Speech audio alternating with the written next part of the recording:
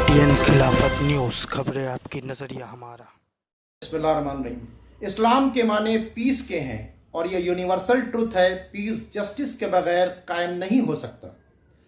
इंसानों की हिदायत की आखिरी किताब कुरान मजीद में साफ साफ लिखा हुआ है कि दीन में किसी तरह का जबर नहीं है।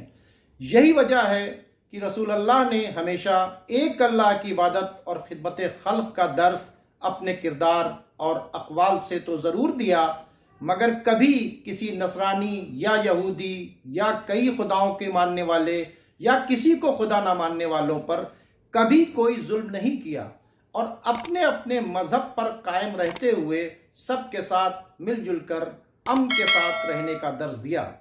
चार्टर्ड ऑफ मदीना इसकी मिसाल है।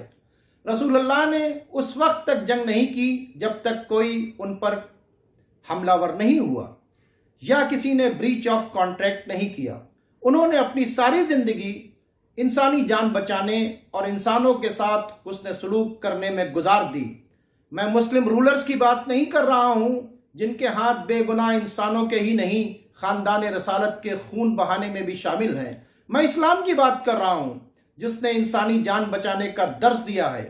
यही वो दर्स था जिसकी वजह से फिलिस्तीनी मुसलमानों ने यहूदियों को अपने मुल्क में उस वक्त पनाह दी जिस वक्त सारी दुनिया यहूदियों की बर्बादी का तमाशा देख रही थी और यहूदियों के पास सिवाय समंदर में डूबकर मर जाने के कोई रास्ता नहीं बचा था।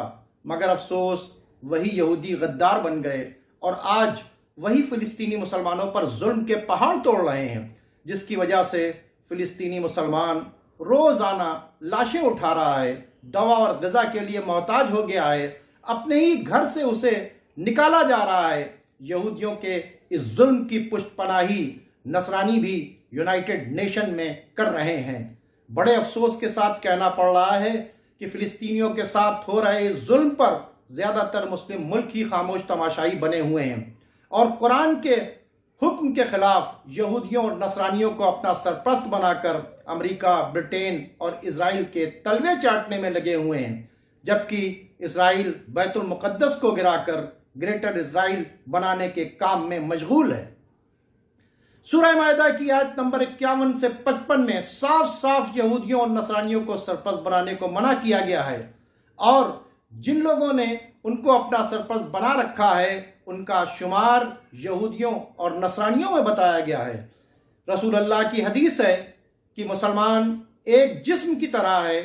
जिस तरह जिस्म के किसी हिस्से को तकलीफ होती है तो पूरे जिस्म को तकलीफ होती है। अफसोस है फिलिस्तीनी मुसलमान बरसों से तकलीफ उठा रहे हैं, मगर मुस्लिम बादशाह कुरान और हदीस के खिलाफ यहूद और नसारा को सरप्रस्त बनाकर ऐश कर रहे हैं।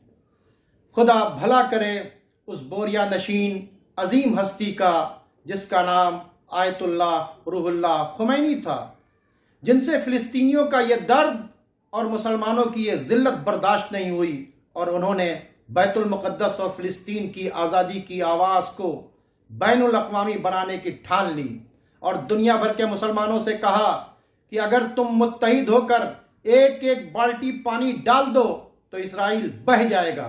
अफसोस है कि बैतुल मुक़द्दस की आज़ादी की ये आवाज़ कहीं और से नहीं, खाने काबा से रोकने की कोशिश की गई और वो खाने काबा जहां घास नोचना और खून बहाना हराम है, उसी के करीब बैतुल मुक़द्दस की आज़ादी की आवाज़ उठाने वाले हज़ारों ईरानी हाजियों को गोलियों से इजराइल और अमेरिका के तलवे चाटने वाली सऊदी हुकूमत ने भूंज दिया, मगर वो आवाज़ दबी नहीं, ईरान से उठती ही रही और दुनिया भर में आज रमज़ान के आखिरी जुमे को आलमी यौमुल कुद्स मनाया जाने लगा।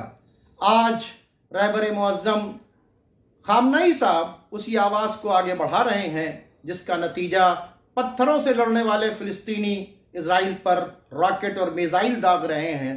खुद फोर्स बनाकर बैतुल मुक़द्दस की आज़ादी की मुहिम को आगे बढ़ाने वाले जनरल कासिम सुलेमानी ने इस तहरीक को सिर्फ ईरान ही नहीं बल्कि सीरिया, यमन, लेबनान और इराक तक पहुंचा दिया और अब ये आवाज़ इजराइल और अमेरिका नवाज बादशाहों के दिल हिला रही है, क्योंकि अरब मुल्कों की आवाम फिलिस्तीन और बैतुल मुक़द्दस की आज़ादी के तराने झूम झूम कर गाने लगी।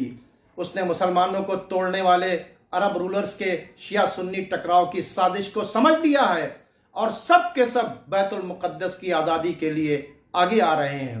انشاءاللہ جلد سے جلد اسرائیل کی ظالم حکومت ختم ہوگی اور بیت المقدس اور فلسطین دونوں آزاد ہوں گے۔